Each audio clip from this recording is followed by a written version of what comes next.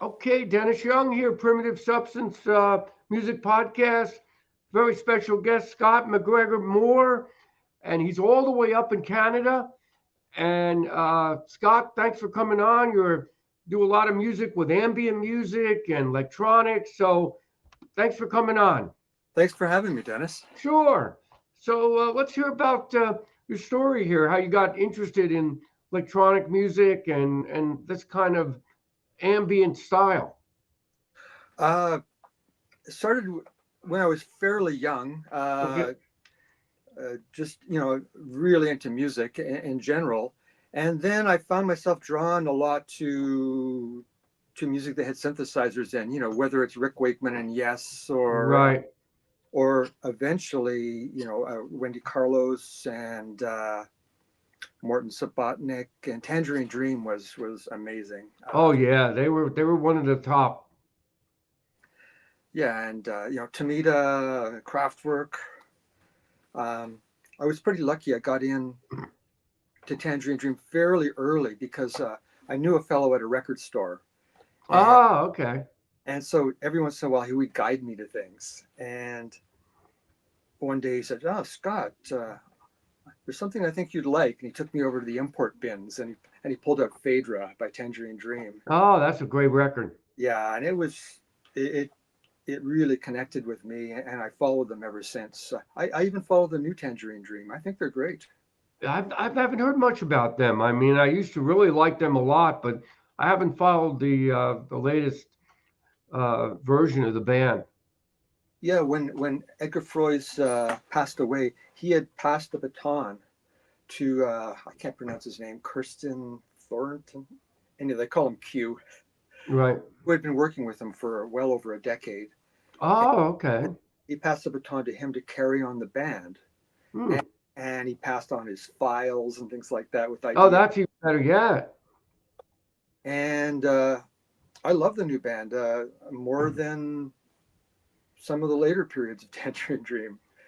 They've got a lot of vitality and Well, lots of. now with so many sounds available on the computer and everything else, it's an amazing period to be creating electronic music. This is true, yeah. So, what instruments do you use to create your sound? Is it analog? Is it a lot on the computer? What do you basically use? It's a bit of a mix now. I went through a strong period for about 10 years where I was using primarily iPads to Oh, play. okay. It's fantastically portable for live. And some of the Right. softwares there are just fantastic, like Animoog, Mm, personal favorite. It's mm, developed in association with the Moog Company.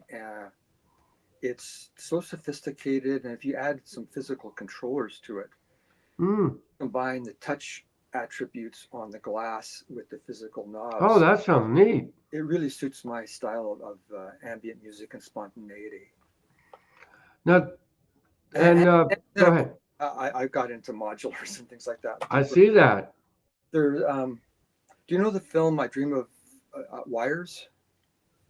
Anyhow, Right.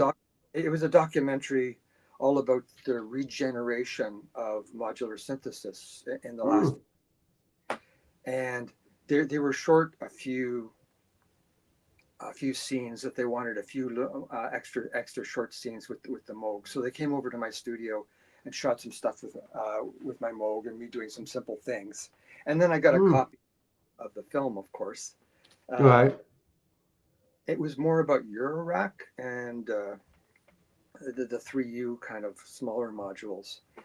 And it really opened my eyes because the older ones had a limited amount of modules, amount of, well, a limited amount of infinite possibilities. Oh, okay. But some of the new digital modules like clouds and things like that just seemed right up my alley, Hmm. and it infected me with the Eurorack bug, and so I've gotten into that more. I don't know if you can see Oh, I see that. Wow. some of the smaller cases there and stuff like that, and they're so much easier to carry. My my Moog is a portable I version, like that. but That's but good. but but it's too huge for me to carry up and down stairs and things these days. And so a Euro rack thing, I have it in my suitcase, and it's heavy, but it's more portable for me. Now, what were you using when you first started? Were you using the Korg product? Were you using Roland? What were some of the earlier When I synthesizers? when I started out, late '70s, I was in a rock band, Oh, okay. and I was playing a mini Moog. And then later on, I got a Synthy AKS through, Mhm. I don't know if you would have heard of him, but a Toronto legend, David Pritchard. And so I used to use it for the more esoteric sounds and wind sounds and ring modulations and stuff like that. But uh, the Mini Moog was more my main tool. Yeah, And that was a great instrument. yeah, Still it is. still is. Yeah, I got to say Uh, I eventually got frustrated by cleaning the key contacts underneath. It's a Yeah. star system where a wire comes down onto a spring, and it's Right, all and I was using deoxit and some of the earlier chemicals to clean it. But right. I eventually separated the brain from the keyboard and just would just use it as filters or played from external control voltages. I always thought Moog had such a clean sound. I've Yeah, tried the sequential circuits products. I mean, it's okay, but the Moog company, they just really make beautiful sounds. Their analog synthesizers, they've always sounded great. yeah, they have a distinctive sound, and I've always been drawn to it. Sometimes in my life, people have lent me equipment, like I had a David's ARP 2600 for a while and things like that. And I found, for me, the sound, I didn't like the edge as much as the warmth of the Moog, and so I only used it in one or two tracks. Whereas other people have done fantastic things with the ARP gear. It just wasn't as much my cup of tea. Now, where do you play these shows at? Where do you do these live performances at? These ambient shows? Is it? Okay, Uh, yeah. Well, I got into ambient music. Well, I mean, I loved ambient music starting with the early Brian Eno stuff and Steve Hillage and those. right. Okay. So I knew I had the love of it. But it was in the mid '90s. I started doing some experiments with long loops and a Roland JD 990. I started to Right. create some long interlacing loops, and with that, and I went in strong into ambient. I thought, this is my new path. This is what I feel I'm strongest at. And you're right. Where the heck do you play? And Right. Like a so churches, do you play, or even a in, planetarium would be great for your stuff. it would be great. I've never had that experience. Music. Unfortunately, the Toronto one is closed. Uh, Okay. so in those early days, sort of late '90s. By the way, there's another fellow, Jamie Todd, Right. who's the other part of my group, dreamSTATE. And Oh, okay. I started it as a solo thing, but I'd been playing with him with an earlier band, Radio Silence, and he jumped on really soon afterwards. And so Hmm. sometimes you'll see some solo dreamSTATE stuff, but most of it's going to be the two of us. And yeah, where do you play? So the only thing Right. found in the early days was the late times for raves. And so we would play sometimes a chill out room or a chill out tent on a beach or something like that. Oh, that's pretty neat. And so that was where we found our welcome. Hmm. Um, uh, just there's a series in Toronto called Planet of the Loops. Right.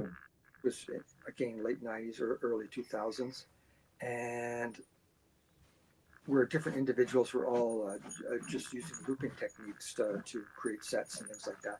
And inevitably, they ended up in an ambient zone. And Oh, how about that?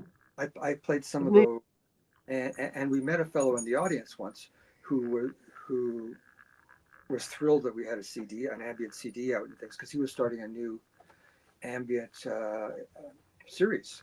Oh, okay. Yeah, fantastic. Let's get involved. And he started presenting in August 1999, Hmm. and that was the AMBiENT PiNG. And so we had a place where we could play for like-minded people. And oh yes, I should tell you the story of how Sure. it didn't even have a name. He was just starting it.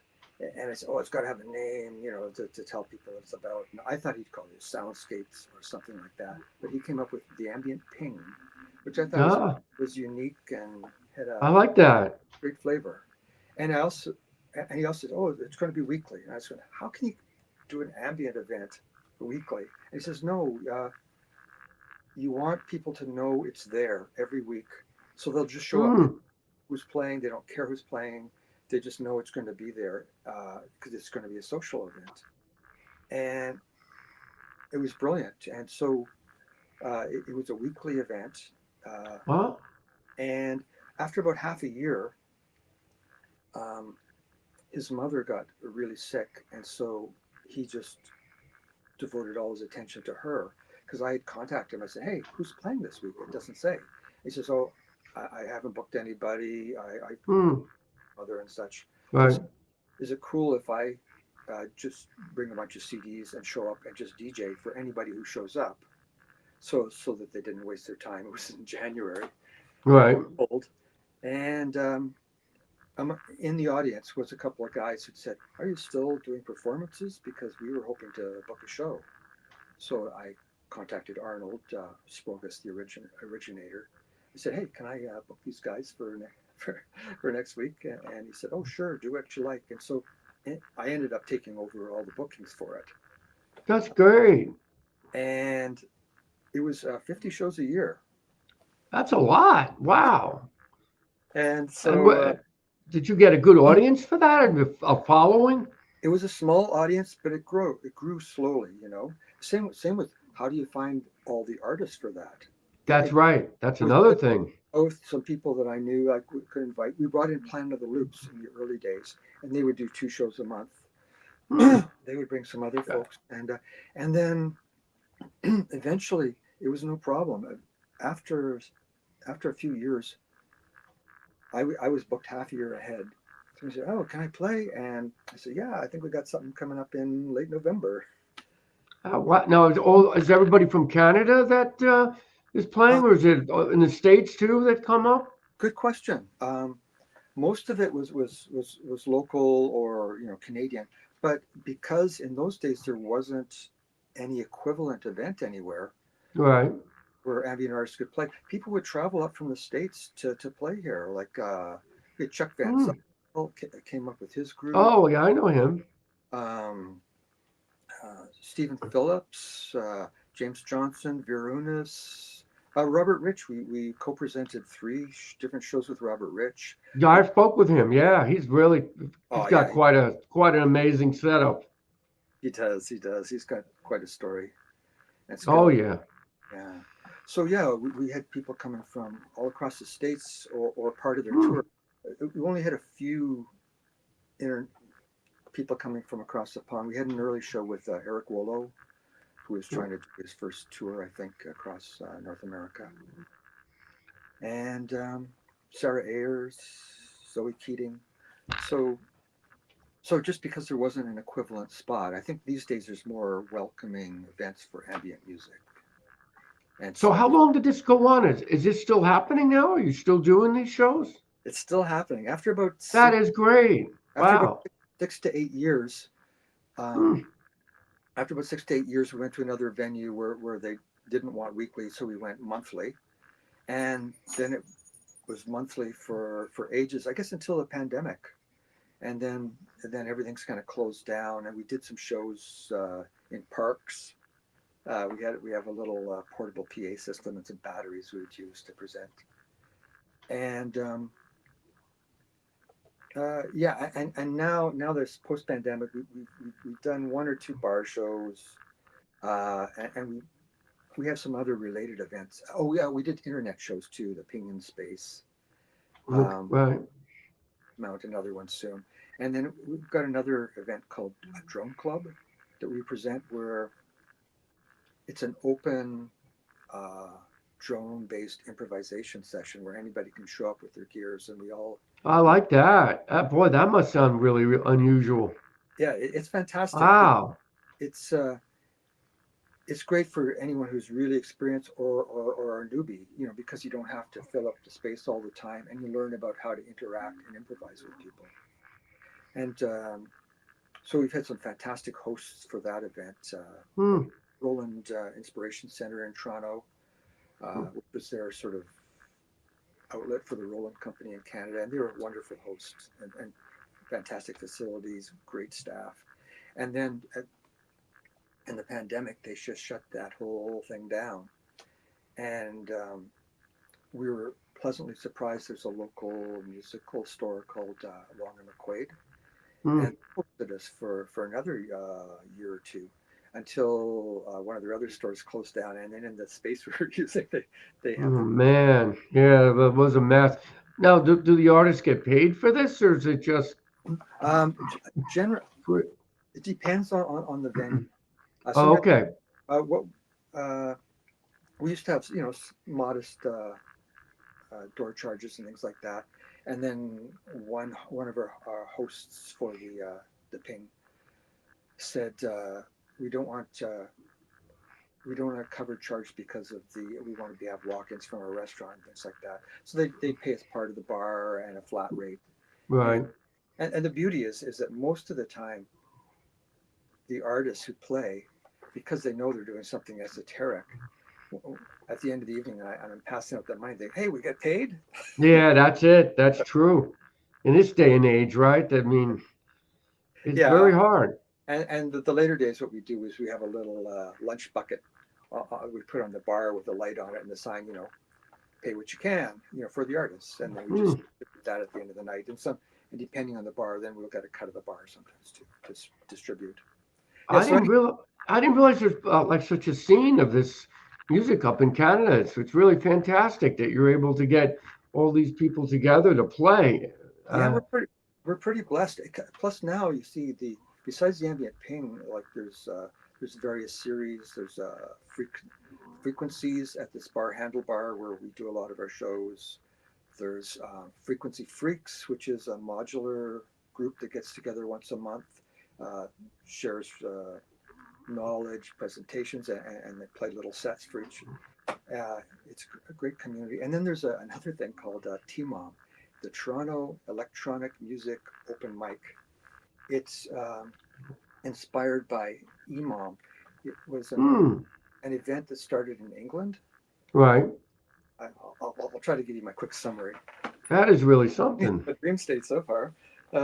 But a fellow, I think Martin Christie is his name. He'd probably be a fun interview.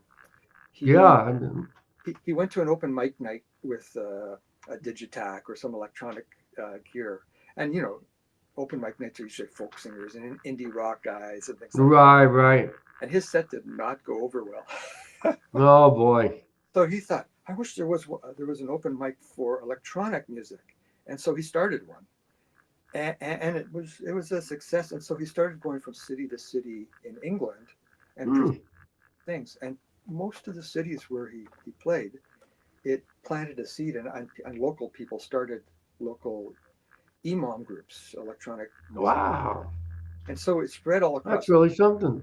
and it's become a real force. And now it's started Hmm. around the world. So we have a Toronto one that was started 2 years ago. Just last Monday, I played the second anniversary for it, and it's a monthly. And the premise is 15-minute sets max, um, and basically anything goes as long as it has some kind of an electronic music connection. Um, you could play guitar, but if you're putting it through various pedals and loopers, then that's fine. Right. Instrumental singing, it's very welcoming and it's great. So you can do the most abstract kind of electronic music or ambient or house songs, and it's a fantastic event. I love it. That is great. Now, how did you get the name Scott M2? How did that come about? Okay. Well, my name's Scott Moore. Actually, on my birth certificate is Andrew Scott McGregor Moore. Oh, okay. But I've always gone for Scott Moore all my life. But then Right. my own little twist. I've never liked names with just two syllables. Yeah, Scott Moore. So I wanted more syllables. So I used my middle name, Scott McGregor Moore, which is way too many syllables. That's funny. And so eventually I started abbreviating to Scott M2. It started actually M squared, but then No, in emails you don't get that, so it's become Scott M2. So I'm known both ways, Scott McGregor Moore or Scott M2. but it really works so, 'cause the kind of music you're doing. I mean, I could hear that. Okay, you're doing some experimental electronic music. Now, do you put records out physically, or do you just put them on the internet? How We do you can release your music? we release it every way possible. So Okay. it's on the internet. We have a Bandcamp, dreamstate dot bandcamp. Yeah, I'll put that on the description for sure. We have our website that has all the connections, dreamstate.to. People think it's the .to is for Toronto. Right. It's actually for Tonga, this little island in the South Pacific. Because when I was starting to get DreamState on the internet, dreamstate.com was gone, dreamstate.net or dreamstate.org. They were all taken, and so I found this little island that was licensing their domain names, and I thought Right. TO for Toronto. So that's what we've been using since. Do you ever get down to the States at all, to this No, area? no, I haven't. I did one show some years back in Albany, New York. Uh, Oh, okay.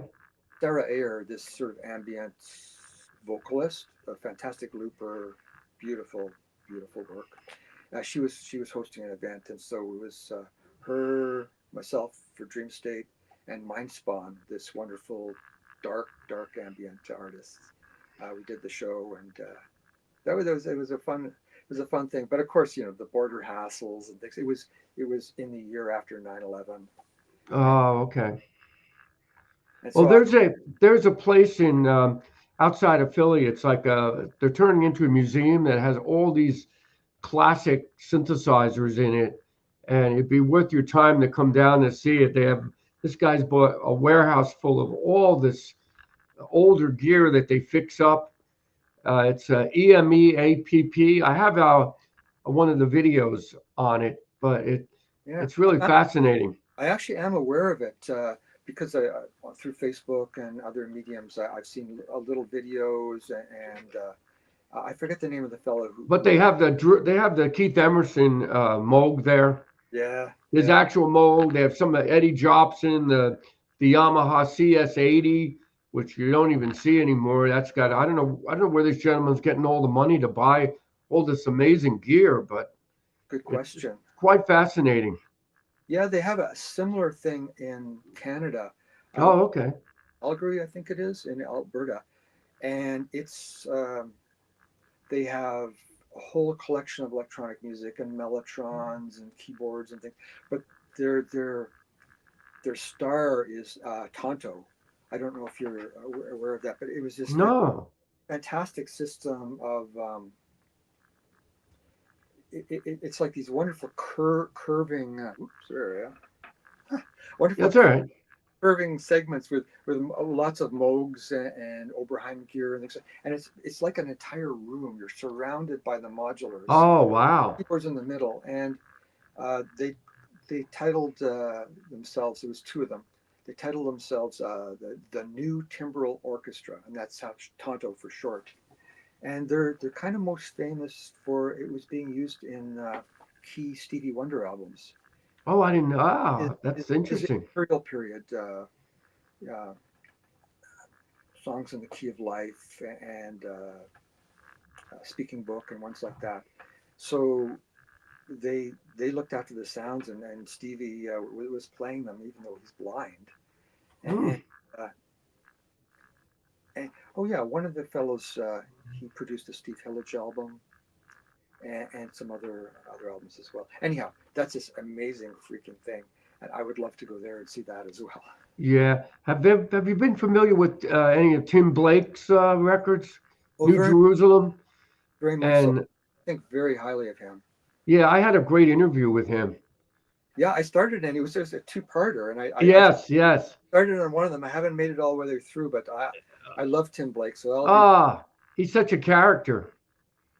Yeah, I'm Uh, I'm a big Gong fan. I love, like Tangerine Dream. I love the new Gong too. They're really good. well, I just interviewed a gentleman in the new Gong, Dave Awesome. Strutt, and he's in the new Gong. He played with actually David Allen for a few years.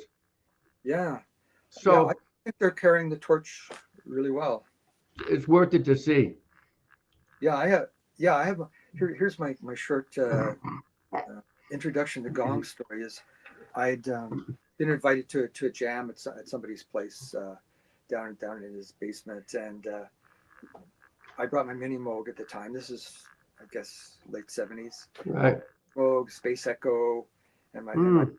and I was doing the what I love to do. Uh, I'd had a switch built into the mini Moog, so just to keep it always on, and I just used the foot pedal and just making all these sweeps with the filter with the resonance on full. It's like, and the guy said, "Oh, you must be a Gong fan." I was going, "Hmm?" And so in between, he put on side two of Angel's Egg. Right. I was just blown away, and I thought, yes, that's my music. Yeah, that's quite a period, right, of amazing stuff. I've Hmm. been very lucky to have him on this series to talk to some of these. You know Larry Fast too, Synergy. I know, I don't know him personally, but I certainly I know. mean the music. Oh yeah, yeah. That first Synergy album was Oh, just it's incredible. yeah. That he blew me away that first Synergy record. Hmm. So what are you going to be working on next? Are you continue to just put out your own records? Do you work with other people on records? Yeah. Well, there I do have some other projects working with other people. There's a DreamSTATE versus Heike series, as Okay. far as Heike's electronic artist done. I don't know, probably 100 different projects and things. Well, Uh, and we have a series going on mm, that's being released. And there's also I'm just releasing now. We just finished it up um, in the early days of the AMBiENT PiNG. In that first year, mm. kind of the loops. We created a series where DreamSTATE played once a month, and each month we'd have a different guest artist play with us, and we'd improvise 2 1-hour sets. And it was fantastic for us because we got a lot of experience with learning how to interact with other artists and do things on the fly. And so 25 years later, I'm just releasing Mm. that. I've been working it all through 2024. I was releasing 1 track a month on the Oh, okay. anniversary date of the original show, and I'd pour through it all, and I'd edit out my favorite like 5 minutes per one, so the whole thing is about an hour. And right, Oh, okay. and so that was completed. And right now, I'm just redesigning the cover for it, and then we're going to make a limited amount of CDs because most people don't use CDs right now, but we have some in our following who prefer a physical object. Exactly. I was going to ask you about that. That seems like it makes it more real when you have an actual, especially if you're doing shows. Yes, And if you're not playing live, I don't know if it's still worth it if you can't sell them. But if you're doing shows, I think you need a physical product there. yes, yeah, It's a big help. It really enforces that you're serious about the music when you play and that you have somebody has something to take home from it. absolutely. Your music. I think it's important. Yeah, I think online orders like through Bandcamp or wherever, the the skyrocketing mailing costs have really crushed that.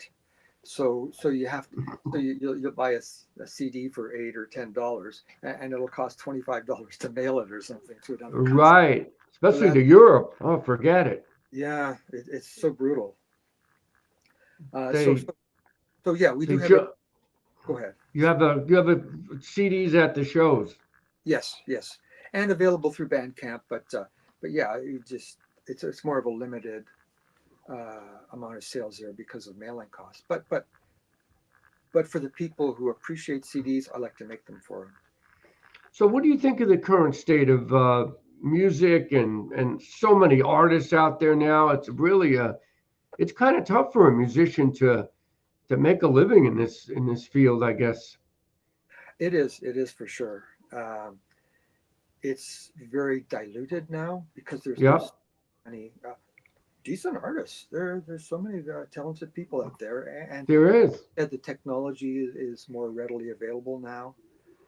Um, and then you have in Spotify all those fake artists that they're introducing. I don't know if Oh, you've heard about that. oh yeah. It's ridiculous. Well, Spotify doesn't pay anybody anyway, I don't think. You have to have a couple trillion downloads, I think, to even make anything. Yeah, So you got to do it for the love of music at this point. That's what absolutely. I do it. I do it because I love music, but I don't expect to make much money out of it. No, no. But you're having fun with it. You're meeting a lot of people, and I didn't realize there was such a big uh, scene up there for this kind of music. It's really great to hear. We're very blessed. I was Sounds it. just talking last month. Had a little online talk with Kelly David. He's an artist out of Colorado, and we were chatting, and he was saying, yeah, there's nothing like that around where he is. No, Uh, so I not don't. here. Maybe in Toronto we don't know how blessed we are, but there's people who are motivated. There's so many artists here, and then there's the improvisation scene, which is very strong out of a couple of venues in Toronto. So yeah, there's no complaints here. Now there's an experimental music scene down here. I think they have a festival once a year. I think in New York. There's a label, Elevator Bath. Have you heard of this label? I haven't heard of Elevator Bath. Yeah, they're out of Austin. A gentleman, Colin, and he puts out really experimental type of music. They're using all types of weird test equipment and anything to make sound. It's really it's an acquired taste. Yes. Well, I find personally uh, the noise related music and the experimental thing, I enjoy it most live. Like when you're there, seeing how it's all done and experienced in real time. Right. That's awesome. Whereas for me to put it play it on an album, I feel like I'm missing 75% of the interest. Right. Of course. Yeah. Yeah, that's what it is. We see somebody actually performing and moving all the dials and makes Yeah. a difference. I find that fascinating. Yeah. Yeah. Now, a lot of the artists just play off their computer, or do you have like you have modular Yeah. systems coming in? Oh yeah. Yeah. Yeah. Lots of modular systems. Some people, That's what I like. or both. And some people have the Digitax and things like that. But lots of little synths and boutique things are easier to carry with now, and so yeah, quite a variety, quite a variety. And I'm not into the artists that just have it in front of a laptop with nothing else. I don't know. That doesn't do anything for me. I like to see the dials moving, the hands moving on the keyboards. I know what you mean. Yeah, Jamie, Jamie, the other fellow in DreamSTATE, has got a really nice little system going out because he likes to work off laptops because he can work and can save all his work inside of that. Uh, okay. he even has a set list in the top of the screen and things like that, so you can follow along with his notes. Whereas I've got scraps of paper, and when it comes back to something we were working on past, I'm trying to remember what I did and things like that, and how my sounds were together. But what he's done, besides having keyboards and things connected to it to play, what he's been doing in the last couple of years is touch screens. He's got a Oh, he's got that's neat. a touch screen like here. That's pretty neat. I'm going. I'm starting to explore it myself, just as an alternative. But Hmm. something like this, where this is just it's light, and Right. Oh yeah. you can just And play it. just a touch. And so That's pretty. he has it set up so it's got keys along the bottom and all these different Oh, controls and things like that. So he's controlling the stuff in his laptop, but from this, and so he can wail. He can do crazy solos on it, and it's I'd love to see that. much more fun to watch. Yeah. Is he on any YouTube channels to watch him play this kind of music? Good question. Not at this point, no. There'll be some dreamSTATE stuff coming out in the future. I'm really trying to up my output this year for with dreamSTATE related things, and you might see some of that on some of the live bits. That would be great if you guys actually did a live performance on social media. Well, That would be really fascinating. I think we probably will this year have a stream or two. Yes, and and Jamie too. I should mention too. He when he does solo works, he goes under the project name URM, and he's Okay. been working on the last album that he put out. He's remixing the whole thing in Atmos. It'll be because he and I just love music and surround Right. like that. So I'm hoping to hear the final Atmos release probably in the next Wow. few months. Well, tell him I'd like to speak with him too someday. Tell him to come on. I'd like to hear about this. Right on, That right on. sounds like quite an amazing amount of sounds he could get out of that. Yes, Unlimited. absolutely. Yeah, because he has so many synthesizers, virtual synthesizers, and apps and things like that. That he has a lot of sound power. So the two of us together can make some really interesting I sound can imagine. That grooves. must. Yeah. Well, Scott, it's been a great talk here. I'm glad you came on, and I didn't realize what a scene it is up there in Canada for this kind of music. It's great to hear. Right on, right on. And Well, keep going. I will for sure. Thanks for. Okay. Thank you for coming on, and I will put some of the links if you want to send me additional links you want me to put up in the description. I'll make sure everybody that's watching or listens to this, because I have a good fan base of people that like this kind of music, that are into progressive music. Fantastic. All right. Well, thanks so much, man. Thanks. All right, Scott. Nice talking to you. Cheers. See you. Bye.